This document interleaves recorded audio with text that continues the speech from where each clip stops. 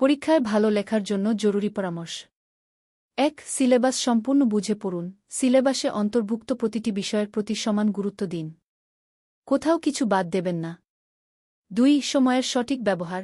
পরীক্ষার হলে সময়মতো প্রশ্নের উত্তর দিতে শিখুন।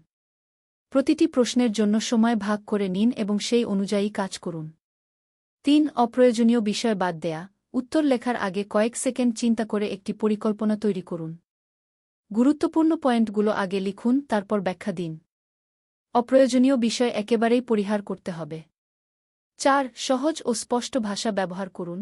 উত্তর লেখার সময় ভাষা সহজ ও সরল রাখুন। খুব জটিল শব্দ বা বাক্য ব্যবহার করবেন না, যাতে পরীক্ষক সহজে বুঝতে পারে। ৫. উদাহরণসহ উত্তর লিখুন। যদি সম্ভব হয়, উত্তরকে সমৃদ্ধ করতে প্রাসঙ্গিক উদাহরণ ব্যবহার করুন।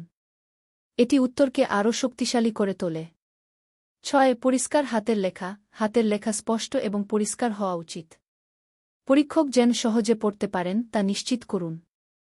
৭. অনুশীলন পরীক্ষার ব্যবস্থা করুন। বাসায় বা কোচিং সেন্টারে অনুশীলন পরীক্ষা দিন।